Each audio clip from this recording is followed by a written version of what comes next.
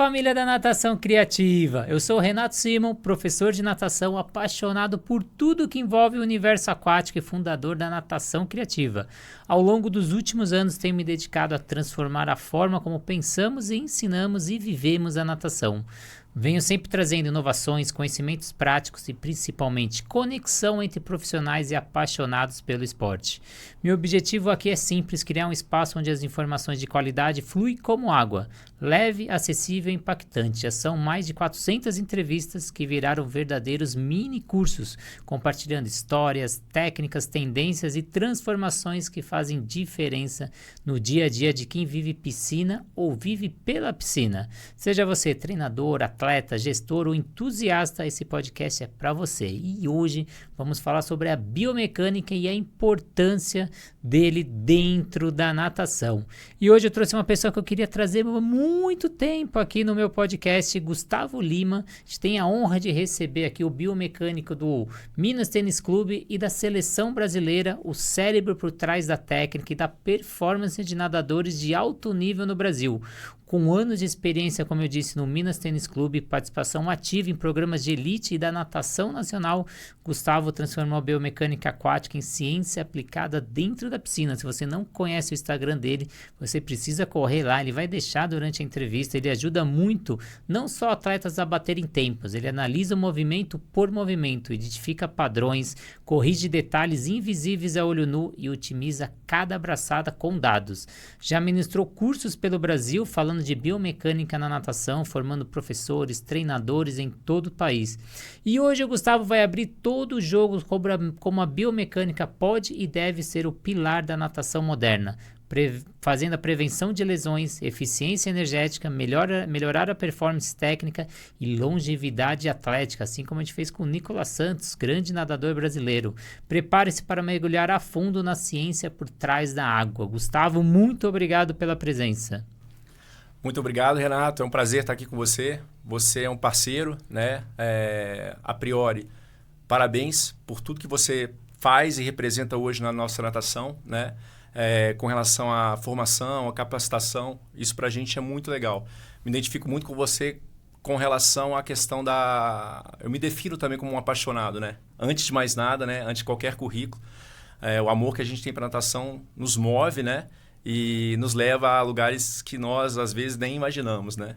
Obrigado mesmo pelo convite. Que é isso. E antes de a gente começar com esse podcast, a gente precisa compartilhar aí vocês uma marca que é sinônimo de inovação nas piscinas, a Hammerhead, que apoiou esse projeto, esse tour que a gente está fazendo em Belo Horizonte, entrevistando os grandes nomes. A gente teve em Fortaleza, Curitiba, chegou a vez de entrevistar os nomes de Belo Horizonte, com 29 anos de história, não apenas uma marca, é um legado dentro da natação brasileira. Eles vivem o esporte e trazem sempre o que há de mais moderno para o Brasil. Quero um exemplo? São os únicos no país com óculos de natação com lentes polarizadas e vão além disso. Agora lançaram uma linha revolucionária com a tecnologia Fog Fend, um anti-embaçante exclusivo que garante visão perfeita durante todo o treino, sem embaçar e sem perder com o efeito do toque. Isso é um divisor de águas e o sonho de qualquer nadador. Modelos como a Genesis Mirror, Rapid Mirror e Latitude já vêm com essa tecnologia de ponta. É claro, e tem um novo produto que eu vou falar nos próximos episódios, o Floating Paddle, também está disponível no site da hammerhead.com.br. A gente tem a Float que acompanha a gente aí já há mais de anos, desde 1992, fundada lá em Indaiatuba. São mais de 400 materiais destinados à natação, hidroginástica, hidroterapia, polo aquático, acessórios para vestiários, entre outras. Tem elástico para piscina, pool bikes, esteiras subaquáticas, escadas de hidroterapia, tudo voltado para a modalidade aquática. Tudo com ISO 9001, com alta durabilidade. Tenho certeza que você já utilizou algum material da Float. Se não conhece, são mais de 400 materiais dentro do site da Float. Acessa lá. A gente tem a Sobrasa, também apoiadora desde 95, uma ONG sem fins lucrativos que visa a redução no número de casos de afogamentos no Brasil.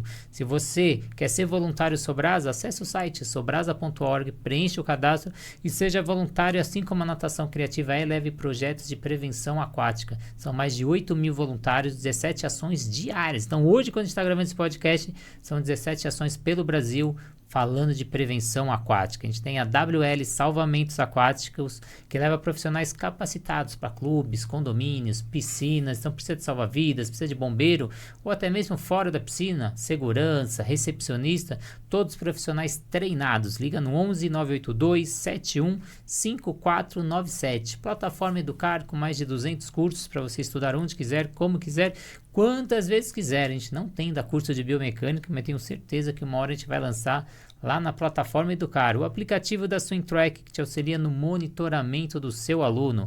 Faça avaliação pedagógica, aeróbica, anaeróbico. Então, manda os vídeos aí com análise biomecânica para os seus alunos. É possível através do aplicativo. E se você tem as suas avaliações, a sua metodologia, você consegue introduzir lá dentro. E a Raizo, nova metodologia no mercado que trabalha gamificação na borda da piscina, com 50% de valor mais barato do que a concorrência.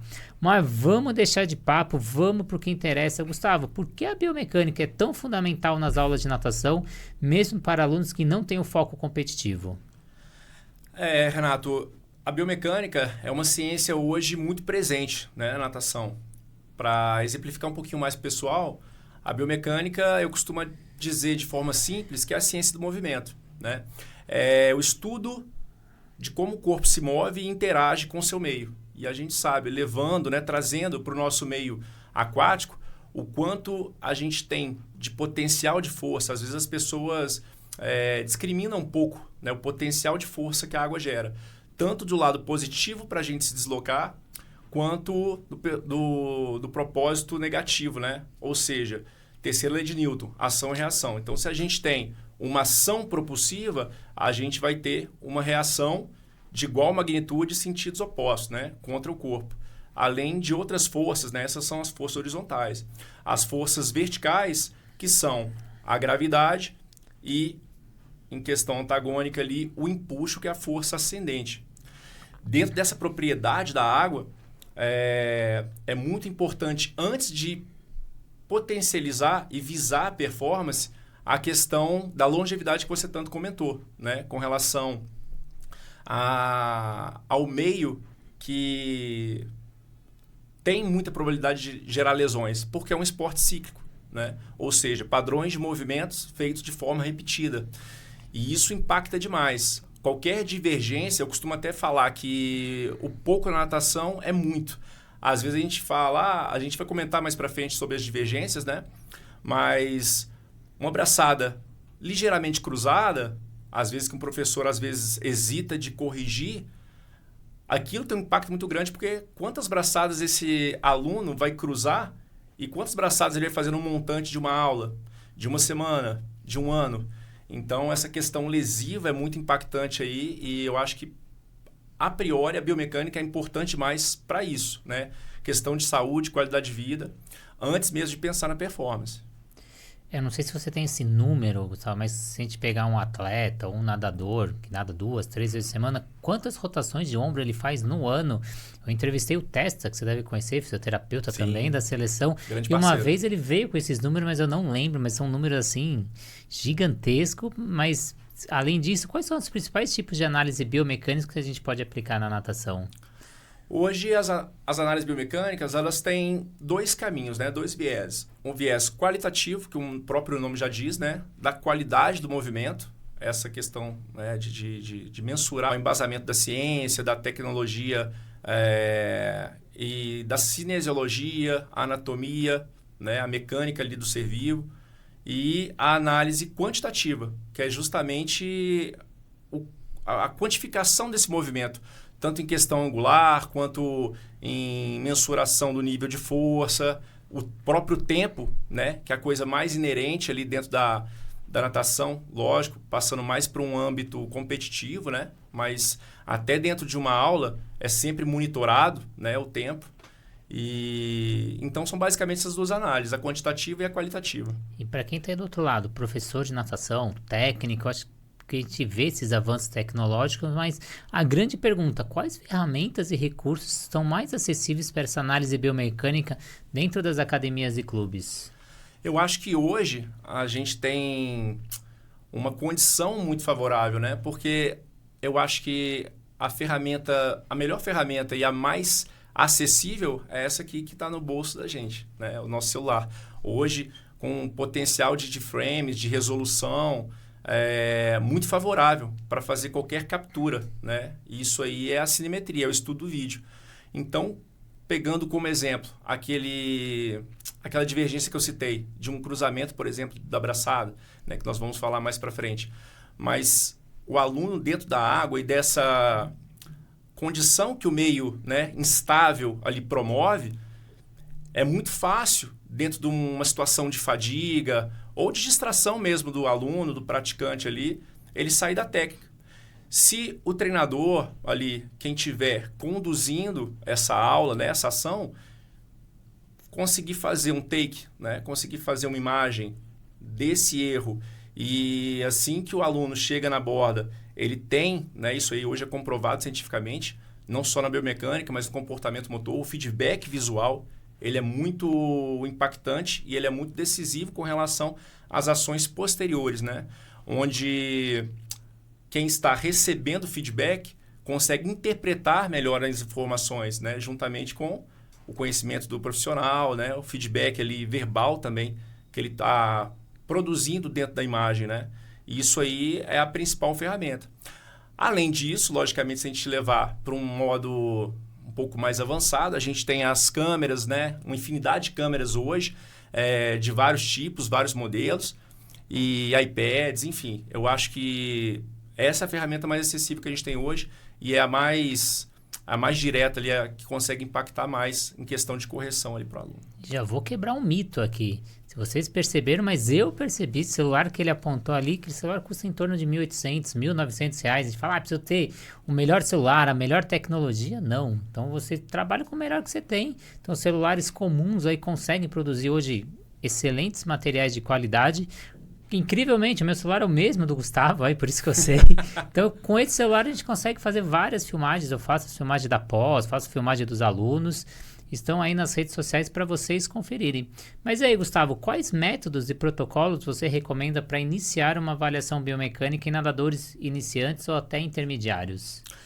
Então, Renato, atrelado até o que nós mostramos com relação a nível de captura, né, dentro dos celulares, das câmeras, hoje temos softwares, por exemplo, que a gente, a partir da imagem, a gente consegue estar fazendo estudo com algumas ferramentas, né, e alguns softwares, inclusive gratuitos, né, porque quando a gente pensa em softwares, né, avanços tecnológicos, a gente pensa uma coisa sempre inacessível, né, questões ali financeiras que às vezes... E não, se a gente pesquisar bem e estiver atento a isso, nós vamos ver grandes possibilidades ali de softwares e ferramentas que são gratuitas e nós conseguimos mensurar e fazer nossos próprios protocolos ali para avaliar o movimento.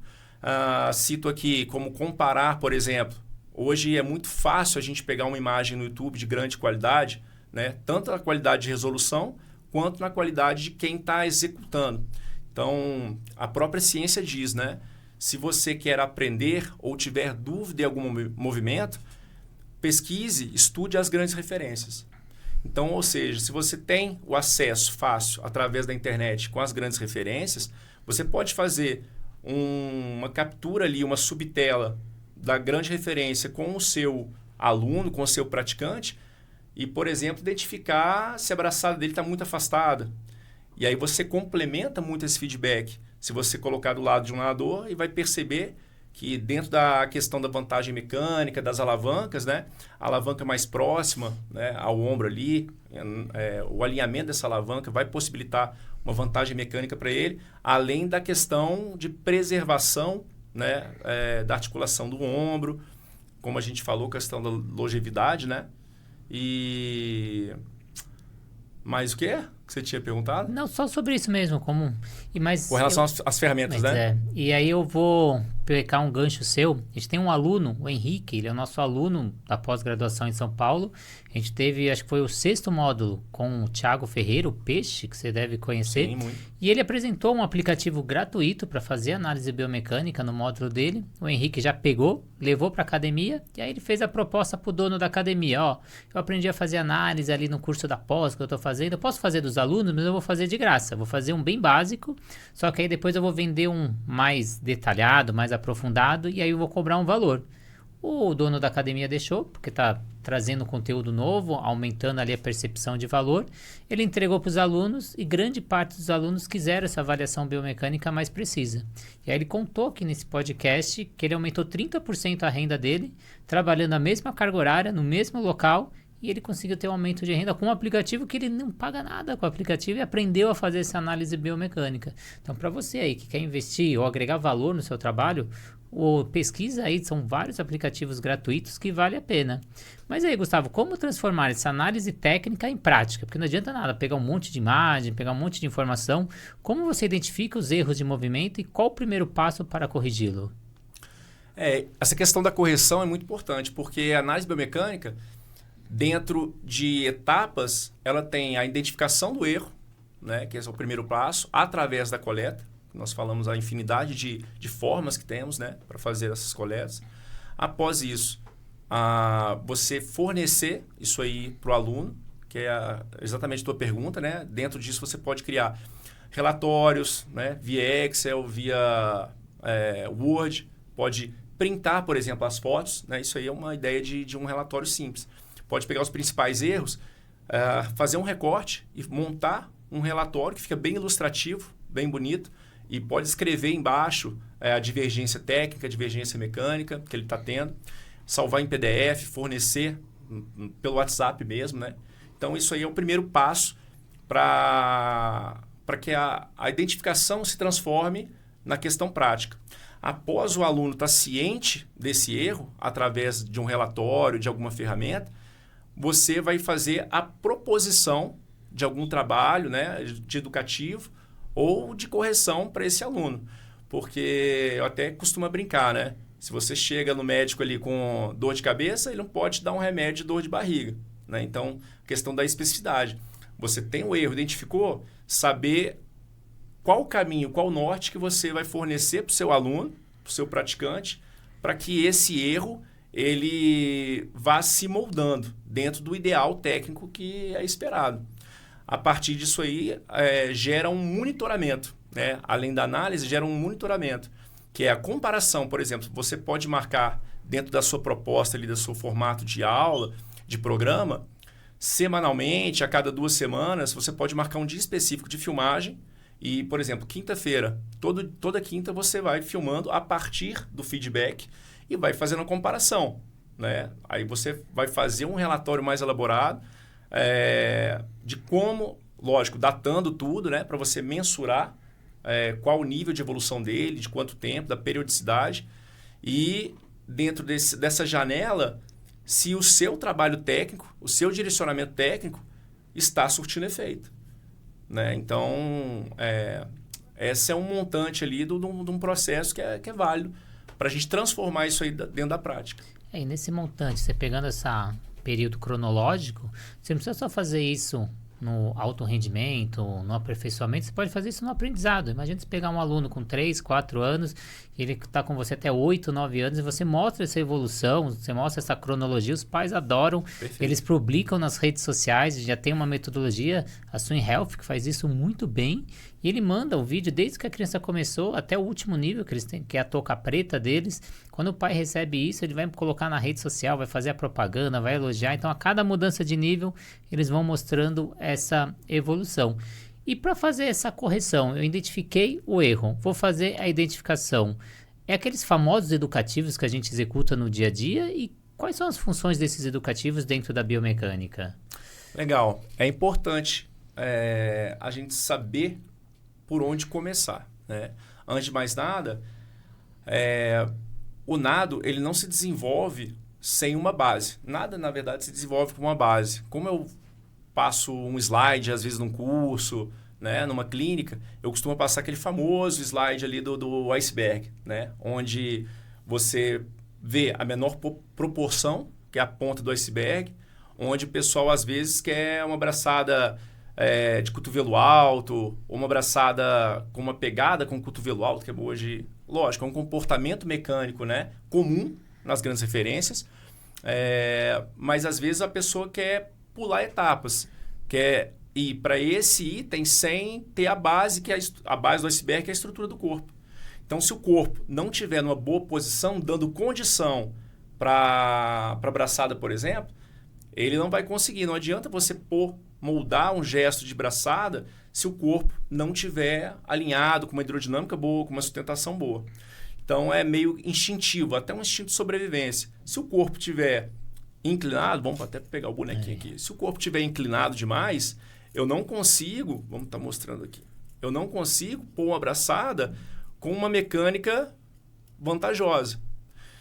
Se esse corpo está perdendo a posição devido à aceleração que ele está tendo e à resistência da água que ele está sofrendo, possivelmente essa braçada vai ser uma braçada também de sustentação para baixo, para compensar a falta de posição do corpo. Então é legal o profissional, quem estiver conduzindo a ação, ter essa noção que primeiro ele vai conseguir a hidrodinâmica, uma sustentação, o corpo estável, num ambiente estável, que é muito importante, e isso é atrelado com relação à mecânica da perna. Então, às vezes ele fala por onde começar. Às vezes ele vê um erro na abraçada, isso é muito importante. Às vezes ele vê um erro na abraçada, e aí ele vai passar um educativo para a abraçada. Mas, na verdade, ele tem que ter a base dando a condição para a abraçada, né? Então, essa estrutura, como eu digo, a tríade ali da posição do corpo, perna, posição do corpo, né? Ali o quadril, que é o centro ali de estabilidade, que a gente tem o centro de flutuação e o centro de estabilidade. Isso aí, dependendo, gera uma instabilidade.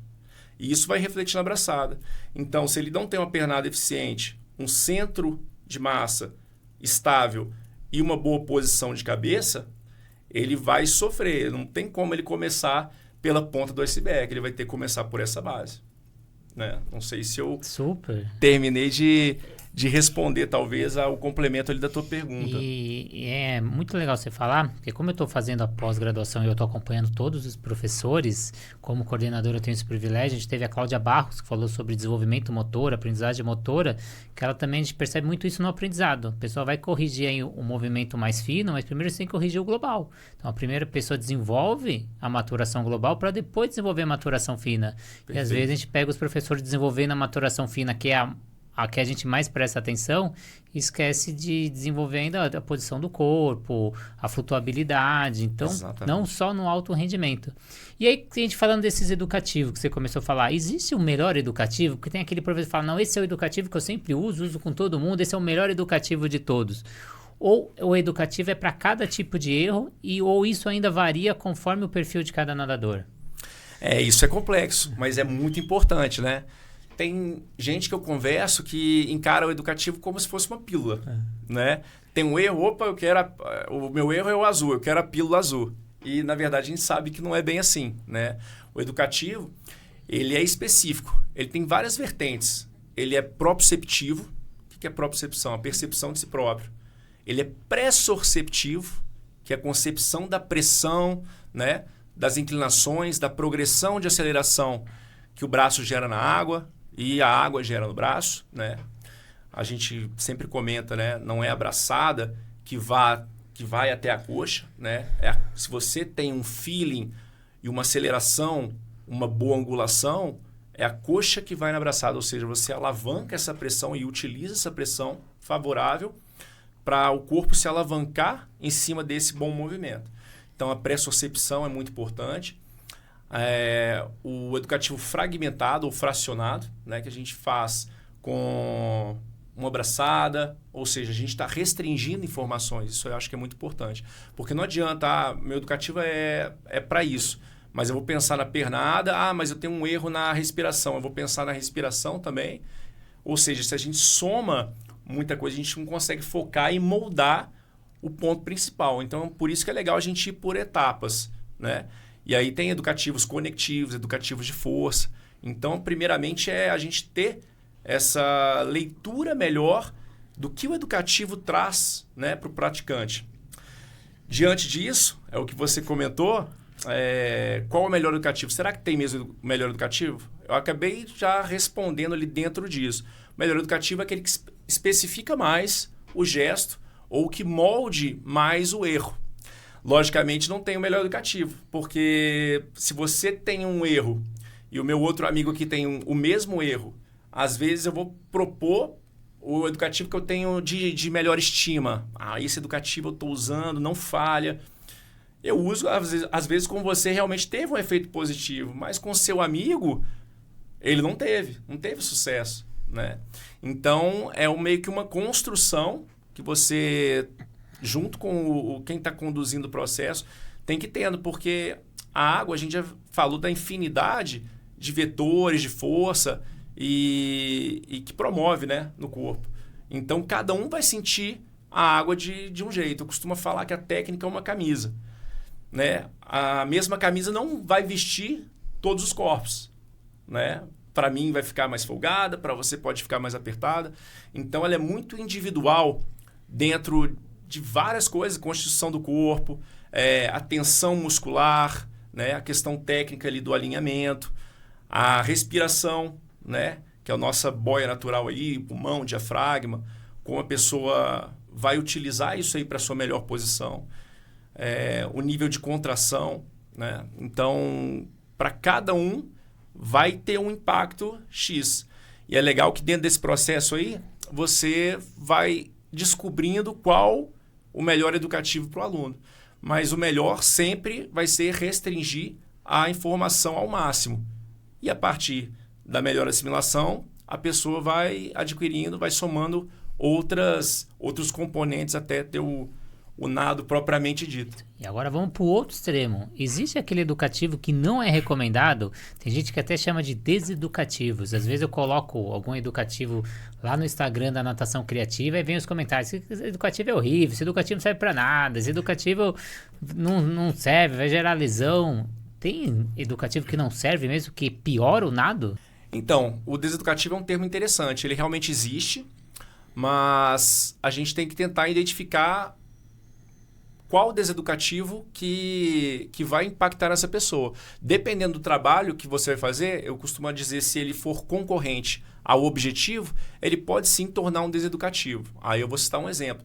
Se a pessoa ela tem já uma mecânica de braçada, tem um trabalho de perna, consegue se sustentar na água, se desloca, porém ela tem aquele vício, né, técnico enraizado, que é uma pegada dupla. A gente sabe que o nado não fica fluido, não é a coordenação natural do nado, né? O padrão tem que ser cíclico.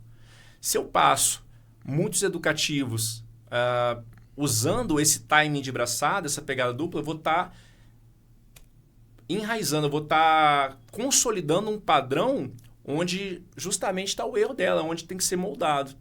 Então, isso aí é um exemplo. Um outro, na respiração, por exemplo, ela utilizar uma rotação muito grande do quadril. Ela vai ficar mais instável, vai perder mais posição. Tem um educativo que é muito interessante, que é aquele 3-6-3, né? Que são 3 braçadas, a pessoa para lateralmente, 6 pernadas, faz 3 braçadas e outra pernada lateral. Ou seja, se ela tem a tendência de rotacionar, lateralizar muito o centro de massa dela, se ela está fazendo esse educativo 3-6-3, que é um educativo bom, mas para essa pessoa vai dar um choque, né, de concorrência ali do que ela está buscando. Se ela precisa do centro de massa mais estabilizado, você propor exercícios que trabalhem o centro de massa mais rotacionado, talvez não vão gerar uma consolidação muito boa para o que ela está buscando, né, para o objetivo do nado dela no momento. E que momento ideal você acha que é bom aplicar essas séries técnicas? No início, no fim, no meio do treino? Por quê? Isso também é interessante, porque a maioria acha que tem que ser no início do treino. No início do treino é interessante por quê? Porque a pessoa vai estar descansada, né? A questão ali de fadiga, ali, até cognitiva, neural, para o movimento motor, ela vai ter uma assimilação melhor sem a presença de fadiga. Então, pode ser introduzido no início do treino, no pós-aquecimento ou até mesmo no aquecimento, né? Dentro do trabalho de aquecimento, envolvendo um nado um pouco mais em ritmos mais moderados, né? Moderados baixos. um nado contínuo, perna, braço, ela pode ter inserido sim o educativo embutido dentro dessa estrutura inicial. Mas, voltado um pouco mais para o alto rendimento, é muito importante, e até para um nível intermediário para avançado, né? Dentro de um contexto de aula, por exemplo, de natação, é legal em alguns momentos você acrescentar entre séries até de mais intensidade e até em final de série, pós uma série, porque hoje a gente preza por excelência. Eu mesmo já disse, né? Já mencionei a questão da questão cíclica, né? Do padrão. Então, hoje em dia, a gente tenta abolir um pouquinho daquela questão de fez uma série anaeróbia, pesada ali, forte. Agora eu vou dar aquela soltada, eu vou fazer aquele nado muito largado. Ou seja, não adianta nada. Você está repetindo movimentos ali que não são de um padrão aceitável, né? De coordenação, um padrão aceitável mecânico. Então, a gente costuma falar, é um gesto técnico aprimorado. Você pode, sim, nadar em intensidades mais baixas, moderadas, pensando na técnica. Lógico que, após uma série, você é muito cansado, você não vai fazer exercícios de nível de educativo muito complexos, de muita coordenação, logicamente. Mas você pode fazer uma pegada dupla, com uma braçada um pouco mais encaixada, né? É muito melhor do que você nadar de qualquer jeito. E aí você fez uma série com boa qualidade, você está jogando movimentos inapropriados após uma série de qualidade, né? Então, é importante ter, quando o aluno quer moldar esses gestos e aprender e refinar um pouco mais, ser na parte inicial, sem a presença de fadiga. Mas se o gesto está consolidado, for um indivíduo de nível intermediário para competitivo, é muito importante, porque esse tipo de nadador, pessoal, ele quer desenvolver a coordenação, a boa técnica em intensidades fortes, intensidades alvo. Ele treina, né, e já levando mais para o treinamento, ele treina para executar a melhor técnica nadando com velocidade. Então, ou seja, é muito compatível que em velocidades também altas, ele consiga executar todo o padrão, né, que ele treina, mesmo em velocidades. Então, fazer um educativo unilateral em velocidade, lógico que você não vai fazer em profusão de volume, de metros, mas é importante sim você testar o nado, testar se essa coordenação está bem consolidada também em velocidade. E quais materiais simples, como prancha, nadadeira, palmar, a gente pode potencializar essa correção técnica com base biomecânica ou é melhor a não utilização de material? O material, tem gente que... Eu adoro materiais, né? Quem acha que quem não gosta... Acho que é difícil ele ter uma pessoa que não gosta. O material, ele te dá uma condição muito boa e às vezes a gente se pega pensando se... Eu já vi até alunos comentando mesmo, se o material ali vai viciar, né? Putz, eu vou usar só o pé de pato ali, o palmar, eu vou ficar muito viciado nisso e aí eu vou desaprender. Não, pessoal, na verdade o material, eu encaro ele e defino ele como um facilitador. Ele é um facilitador para um gestual. Lógico que quando a gente fala em material, principalmente nadadeira, palmar, a gente não pode discriminar a questão da carga, né? É uma carga que, dependendo principalmente do nível do praticante ali e do volume proposto, ele vai ter um impacto sim, né? Principalmente se ele não tiver uma técnica e um fortalecimento, no geral, muito adequado. Se o fortalecimento dele não estiver em dia. Mas os materiais, eles são muito positivos para a questão de sensibilidade, né? Tem vários materiais, tanto de marcas famosas aí, que cada vez estão inovando mais, como o Flutepedo, que você mencionou, mas alguns materiais até alternativos, né, que eu gosto bastante. Por exemplo, para fazer um palmateio, principalmente para molecadinha. Molecadinha não gosta de fazer palmateio, porque a molecadinha gosta de estar nadando rápido. Se você, professor, né, quem estiver conduzindo a ação, pegar, por exemplo, um palitinho de picolé, logicamente sem picolé, somente palitinho, você colocar na mão, atravessado do mirim, do infantil, para ele estar fazendo esse palmateio, controlando esse palitinho, não deixando o palitinho sair da mão, além de uma bela estratégia ali motivacional, desafiadora, a criança gosta de ser desafiada, né? Esse palitinho vai virar um baita educativo, porque ele vai ter... a ideia dele vai ser somente controlar o palitinho, não deixar o palitinho sair da mão. E dentro disso você pode pôr várias propostas ali. Mas o que ele está fazendo com o palitinho? Ele está controlando as angulações corretas da mão em sustentação.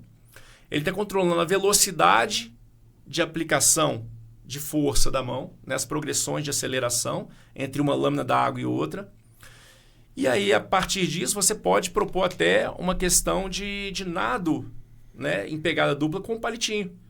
Se ele tem uma aceleração vantajosa, né? Que é progressiva, as fases da braçada, esse palitinho não vai sair. Ele vai fazer a braçada, vai segurar o palitinho e recuperar a braçada.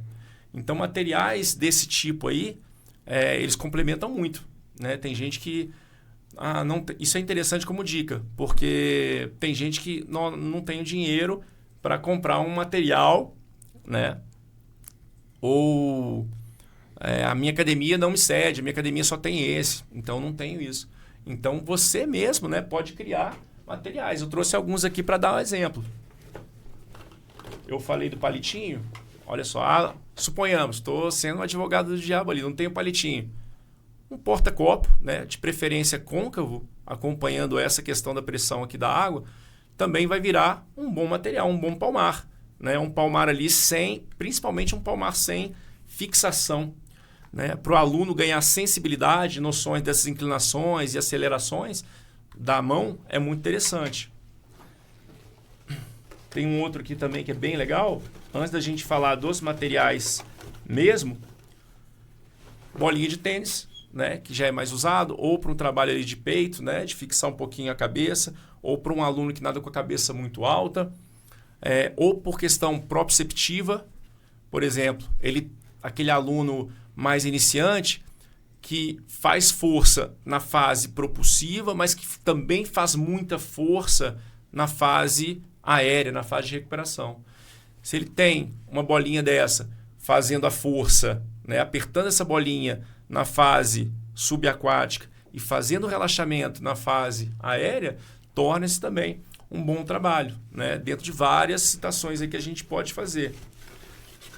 Esse material é um material muito interessante que eu e meu amigo André Teixeira, né, que estará com você aí, desenvolvemos. Ele teve essa ideia, como a gente fala do quadril, do centro de massa do nadador, com os atletas lá, e é muito importante fazer com qualquer nível, para ele ter essa condição, como ele vai saber que ele está com o quadril baixo, por exemplo. E aí é uma provocação até positiva para os professores. Pessoal, quem está sentindo a força da água, essas resultantes e atuantes no corpo, é o praticante.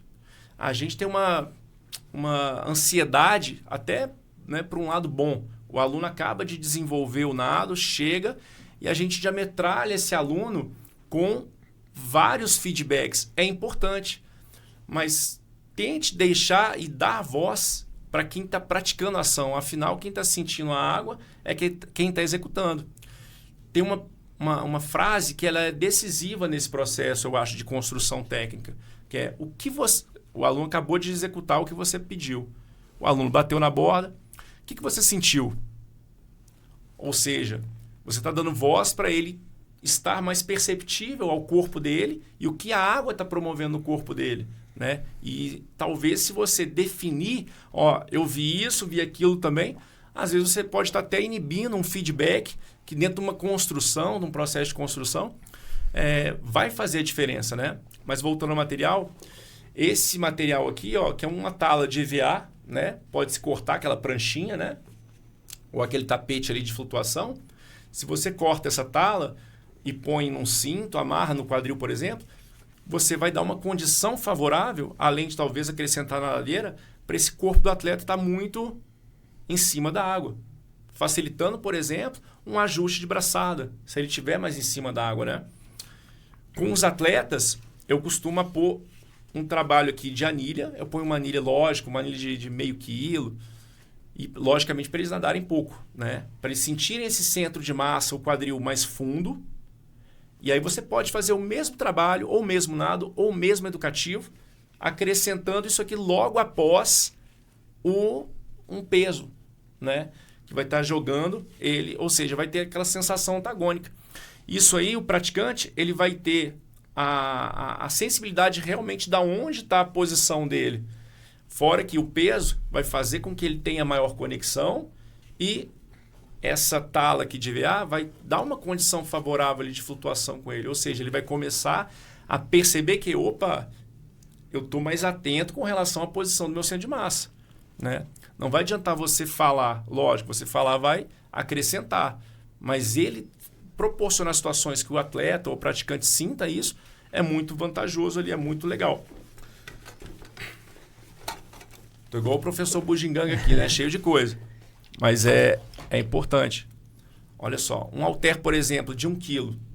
Se você põe aqui embaixo do braço e fixa, num trabalho de rotação, por exemplo, ele vai, logicamente, dificultar, dar mais carga, oferecer mais carga a esse movimento, mas, em compensação, o atleta, o praticante ali, ele vai ter uma maior conexão e força para fazê-lo, né? Então, eu estou dificultando, ó, a questão educativa, eu estou dificultando uma ação, mas e se eu tirar logo após ele fazer isso em 50 metros? Ele vai estar com uma facilitação e uma atenção com relação ao material que ele estava usando. Vamos ver se tem mais? Porra. Ó, peguei alguns, né? Isso aqui, por exemplo, para um trabalho de nado de peito, que é muito comum, o atleta ali, quem está desempenhando o movimento, fazer uma pernada muito afastada.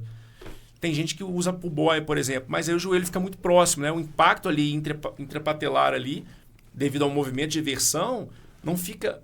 O nado de peito já é, né, anti-anatômico. Então, pode forçar muito ali a articulação. Se ele moldar ali uma tira elástica, né, que é um mini band, na coxa, por exemplo, é um material alternativo que ele não vai precisar, né, é um material acessível, né, para ele adquirir e que vai também ter bons ganhos. Dentro disso aí, as nadadeiras que eu falei, que vai melhorar essa questão de sustentação, e os palmares também, que eu adoro. Agora, imagina a gente fazer o link de após a gente sair de uma série de sensibilidade disso aqui, a gente ir para um palmar de força. Eu trabalhei a sensibilidade, eu senti a água, para depois colocar a carga. E eu posso moldar isso aqui. Eu posso usar o meu palmar aqui, como todos usam. Aliás, poucos usam assim, hein? Muitos usam com uma tira aqui, onde fixa, né, no punho também. Você, logicamente, que começou a utilizar o material, que já está no nível intermediário, né, que já tem uma boa natação, tirar essa fita aqui e vir até um outro material, porque ele vai estar mais instável. Se você não posiciona muito bem a braçada e tem desvios laterais principalmente, o palmar vai oscilar, né? E aí você vai ficar mais perceptivo com relação à trajetória dessa braçada, que é muito importante. Se você agarra o palmar assim, você está potencializando a sensibilidade e a carga no antebraço. Ou seja, para você fazer uma alavanca, né? Fazer essa rotação interna do ombro com a flexão do cotovelo, que é o famoso cotovelo alto, né? Que todo mundo fala, que é um comportamento positivo ali para a propulsão, também vai somar um feeling interessante.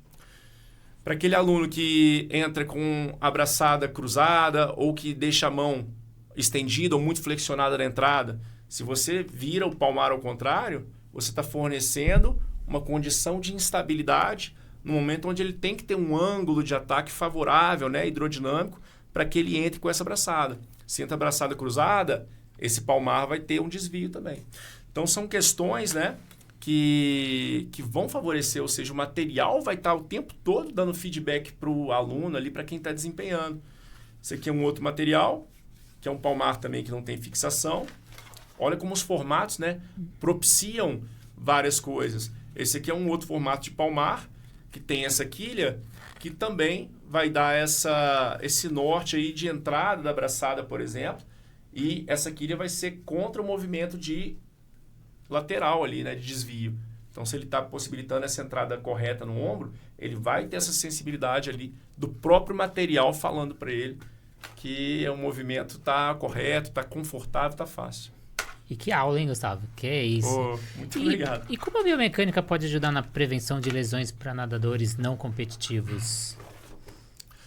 Então, como a gente falou, a biomecânica, dentro que a água possibilita de questão de potencial de gerar força, ela também tem esse potencial constante de gerar esse arrasto que a gente fala, né? E a má técnica ou a técnica inadequada, com um movimento repetitivo, ela fica muito agressiva com relação a esse montante de movimento. Então, a biomecânica, dentro de tudo que nós falamos, da identificação do ponto, né? O fornecimento do feedback, a proposição do trabalho técnico ideal, específico, a condução assertiva dos materiais e do exercício, a refilmagem, a comparação de evolução e, logicamente, a evolução da técnica, eu acho que vai possibilitar essa longevidade, esse conforto e essa saúde aí para esse aluno. E depois de todos esses materiais, toda essa aula, você tem mais coisa que você trouxe aí atrás? Tem até medalha olímpica? O que é isso aí? É mesmo. Bem lembrado. Isso aqui é um símbolo, né, de uma conquista muito significante para mim, para todos os membros da comissão técnica do Minas Tênis Clube. Isso aqui é a medalha, réplica, né, da medalha que nós ganhamos. Fomos presenteados pelo nosso atleta Fernando Scheffer após ali a Olimpíada, nos 200 metros livre, onde ele nadou na raia 8, a Olimpíada de Tóquio, né? Então, devido ao fuso horário ali, eu estava vendo essa prova, era mais ou menos meia-noite, quase fui expulso aí do meu prédio, de tanto que eu comemorei, chorei, me emocionei, porque é uma simbologia, né, de uma conquista árdua, principalmente sucedendo a uma pandemia, né, que nos colocou ali em muitas dificuldades, tanto com relação ao ambiente de trabalho mesmo, né? Logicamente tudo fechado, e o Fernando Scheffer já falou em vários podcasts aí, ele teve que treinar em açude, né? Nadamos uma época aí, em colégios, né? Então, assim, isso é legal porque é uma lição para a vida, né, Renato? As dificuldades, como elas nos tornam fortes se a gente não se deixar abater, né? Então, a gente foi criando uma força muito grande nesse programa. E o Fernando Scheffer, quando ele entrou lá, ele mesmo falou, ele olhou para o balizamento e falou, cara, ninguém aqui eu tenho certeza que treinou mais que eu. Pode ter treinado até igual, mas mais que eu não treinou. Isso aí, né, nos trouxe ali uma força muito grande, né, para essa conquista. E ele só, dentro do número ali da prova, da melhor performance dele da vida. A gente, no nível olímpico, né, com relação ao Brasil, sabe o quanto é valioso, né, uma medalha olímpica. A gente conta ali nos dedos quem já conquistou isso aí. E até pela marca que foi, né, ainda recorde sul-americano, 1:44,66. Quem acompanha a natação sabe o quanto esse tempo é relevante demais. Tanto que na Olimpíada agora, na última Olimpíada que teve agora em Paris, ainda foi um tempo, né? Seria ouro, né? Seria um tempo ali, ou seja, super atual, né? Após 4 anos, não, após 3 anos, né? Porque Tóquio seria 2020, foi 2021, né? Mas, e na próxima ainda é um tempo que brigaria ali por pódio também, né? Lógico que as coisas vão evoluindo. Mas, enfim, é uma medalha muito significativa para a história do Minas Tênis Clube também, porque é a única medalha da natação em provas individuais do Minas Tênis Clube, né? A outra medalha foi do Marcos Mattioli, mas foi uma medalha muito valorizada por todos nós também. O Marquinho é um grande nadador, é um ícone da natação, um grande amigo nosso, mas foi num revezamento 4x200, né? Em Munique, na Olimpíada de Munique. E aí, acho que 40 anos depois, o Fernando Scheffer nos presenteou com essa conquista aí, foi muito legal. Quero parabenizar também o Scheffer, porque infelizmente só o atleta recebe medalha, comissão técnico não faz, e ele fez questão de fazer as réplicas e dar de presente para cada um. Então, parabenizar isso pelo reconhecimento de toda uma equipe, que tem toda uma estrutura por trás de cada atleta, e ter esse reconhecimento muito bacana da parte dele. Parabéns aí, Scheffer. Gustavo, queria agradecer muito a sua presença, queria que você deixasse aí suas redes sociais, para quem quer saber mais, quer fazer curso com você, como que te acha? Eu sou um cara que movimenta muito o Instagram, né? Justamente por eu ser tão apaixonado pela natação, pela minha função que eu desempenho hoje. Então, sempre quando eu tenho alguma coisa legal, alguma análise, algum estudo, alguma coisa que eu acho que é válida, né? A questão ali de contribuir para a comunidade, eu gosto muito de compartilhar. Meu Instagram é @Gustavo_biomecânica. Podem me achar lá e muita gente manda mensagem, tanto nos posts, né, que eu posto. Pô, eu fico muito gratificado, assim, devido a aquele erro ali que você ajustou naquela atleta, eu fiz com a senhorinha que nada lá comigo às 6 da manhã. E a proposição de educativo que você fez deu certo, né? Me ajudou, ou talvez me fez refletir com relação a outras estratégias ali que ele conduziu ali, e eu fico muito feliz. E muita gente perguntando coisas também. Eu adoro estar discutindo, conversando sobre natação. A gente que é apaixonado como você, né, Renatão? A gente faz essa coisa aí de uma forma muito natural, muito fluida. Então, pode mandar lá perguntas e sempre quando tiver um tempinho, pode deixar que eu vou responder vocês lá. Muito obrigado, Gustavo. Nosso episódio chegou ao fim, mas não chegou ao fim os óculos embaçados. A Hammerhead lançou os únicos óculos do Brasil com tecnologia Fog Fend. Então, chegou ao fim, óculos embaçados, mesmo com um toque. O óculos não embaça mais, é uma visão nítida, treino inteiro, sem embaçar e sem perder o efeito com o toque. Modelos como Genesis Mirror e Latitude já estão disponíveis nas melhores lojas em www.hammerhead.com.br. Experimente a nova era da natação. A Flote com materiais de natação também, eu adoro as nadadeiras de borracha da Flote, não machuca o pé, super flexíveis, melhora aí a posição de nado, fortalecimento, muito interessante para você no aperfeiçoamento e treinamento. A plataforma Educar com diversos cursos para você, o aplicativo da SwimTrack que monitora a evolução do seu aluno com todos os dados na palma da sua mão. A gente tem aqui a Raizo, a nova metodologia no mercado, que te auxilia aí para você aumentar a vida útil do seu aluno, ou a WL Salvamentos Aquáticos, que leva profissionais capacitados para condomínios, academias, clubes. Só entrar em contato no 11 982 71 5497. A Sobrasa com projetos de prevenção aquática, são mais de 8 mil voluntários, 17 projetos diários pensando na prevenção aquática. Vire voluntário Sobrasa, assim como eu sou. E a gente tem também, para finalizar, acho que falei de todo mundo, fechei, então muito obrigado. Você que assistiu e ficou até o final, compartilhe essa entrevista, tenho certeza que alguém precisa ouvir essa entrevista. Agradecer o seu voto. Hoje a Natação Criativa é o melhor podcast 2025 na seção de esporte, então muito obrigado pelo seu voto. É um voto ali que fez a natação chegar no patamar que ele merece. Então muito obrigado a todos, muito obrigado, Gustavo, mais uma vez. Você que ficou até o final aí, não esquece de ativar a notificação e seguir o nosso canal. Muito obrigado e até a próxima entrevista.